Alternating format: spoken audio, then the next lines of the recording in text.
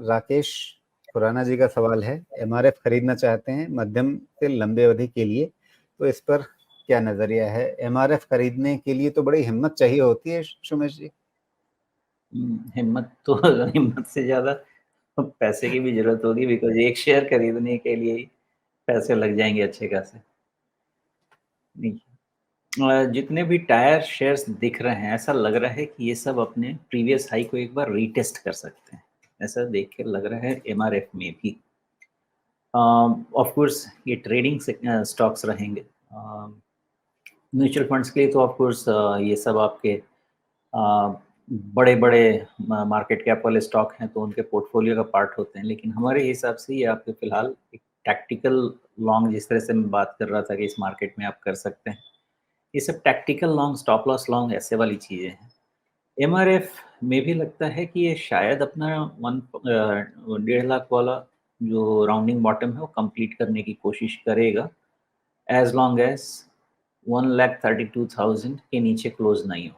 उसके नीचे अगर क्लोज़ होगा 1,32,000 एंड यस 1,32,000, जब तक उसके नीचे क्लोज़ नहीं कर होता है, ये अ, हो सकता है एक kind of a, cup and handle कह लें, सॉसर एंड हैंडल कह लें, उस तरह के पैटर्न से बाहर निकलने की कोशिश कर रहा है। जी।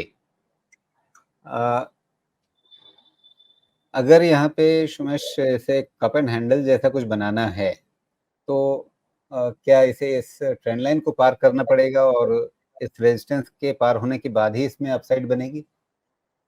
उसके बाद मोमेंटम आएगी राजीव जी। इसके लिए अगर हैंडल वाली बात है, तो हैंडल के लिए आपको हाई लेना पड़ेगा 1 अगस्त का, और आपको हाई लेना पड़ेगा दूसरा स्विंग करीब-करीब आप समझें 26 अगस्त का, और इसको आप ट्रेंड लाइन बना लें, इसका ब्रेकआउट हो जाए, तो फिर हैंडल का ब्रेकआउट हो गया। 26 अगस्त यानी कि इसकी आप बात कर रहे हैं, मतलब अगर ये ट्रेंड लाइन पार हो जाए, तो यहाँ से आप कह रहे हैं कि एक नई चाल बन जाएगी। चांसेस रहेंगे। जी। तो इस चाल में फिर अगर मान लीजिए यहाँ ये वाली लाइन पार भी होती है, जो शायद फिर 1,37,400 के आसपास कहीं पे इसमें बैठ रही है, तो ज़्यादा से ज़्यादा फिर आपको यहाँ 1,41 के आसपास का ये रेजिस्टेंस लेवल बन जाएगा। नहीं, ये एजुकेशन स्टैंड पॉइंट से समझाता हूँ, इसके बेसिस पे कोई पोजीशन नहीं लेंगे। हैंडल का ब्रेकआउट हो गया, मतलब आपके लिए ये इन ट्रिगर है कि अब आगे भी ब्रेकआउट हो जाएगा। तो आपको फिर सपोर्ट ले लेना होगा 1,32,000 का, और मान के चलना होगा कि handle breakout is the signal that you can preempt for ये structure to complete previous high. जी। यहाँ पे प्रीवियस हाई का मतलब ये जो आपके सामने ये फरवरी वाला हाई है। जी, बिल्कुल। ओके। तो इस हिसाब से फिलहाल लग रहा है कि इसमें अच्छी उम्मीदें हैं, लेकिन इनका नज़रिया जो है वो मध्यम से लंबे अवधि का है।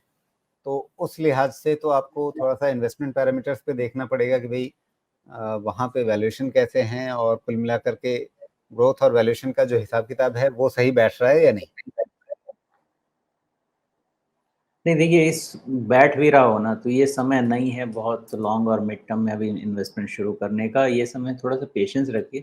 टैक्टिकल लॉन्ग कीजिए, इन्वेस्टमेंट बेस्ड लॉन्ग कभी जैसे मिलता है किसी दिन करेक्शन, तो उसमें आप अपना बकेट लिस्ट रेडी रखिए, घुस जाइए। ऐसे मार्केट ऊपर आ जाता है, उसके बाद ये प्लान मत कीजिए। अभी कहीं पे भी फँस गए ना, तो फिर निकलना मुश्किल काम हो जाएगा। जी।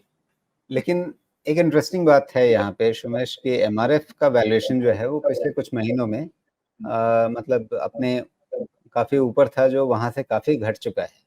तो कहीं न कहीं इसमें आपको शायद अर्निंग्स जुड़ने का योगदान होगा या थोड़ा भाव घटने का भी योगदान है? दोनों चीज़ें एक साथ हुई हैं क्या? लगभग हाँ, क्योंकि जून तिमाही में इसका सेल्स ठीक से बढ़ा है और साथ में इसका जो प्रॉफ़िट है, उसमें भी एक अच्छी चाल आई है, कम से कम क्वार्टर ऑन क्वार्टर तो काफ़ी अच्छा बढ़ा है।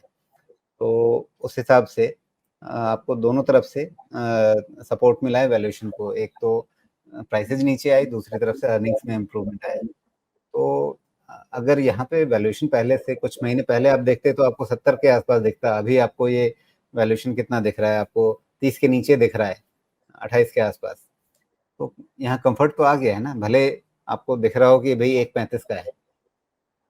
नहीं, नहीं, वैल्यूएशन नॉर्मल है राजीव जी। बहुत ज़्यादा इसका वैल्यूएशन 25-30 टाइम से ज़्यादा वैल्यूएशन दे भी नहीं सकते हैं इसकी। और इसके हिसाब से ये अपने मीडियन रेंज के आसपास वैल्यूएशन में चल रहा है, कोई दिक्कत नहीं है। उससे ज़्यादा ना बहुत सस्ता कह सकते हैं, ना बहुत महँगा कह सकते हैं। चूँकि रिज़ल्ट अच्छे हो रहे हैं, अक्टूबर में हम रिज़ल्ट के तरफ चले जाएँगे, तो उस एंटीसिपेशन में थोड़ा वैल्यूएशन और अपर साइड की तरफ शिफ्ट हो सकता है। बाकी वैल्यूएशन ना बहुत सस्ते, ना बहुत महँगे। जी।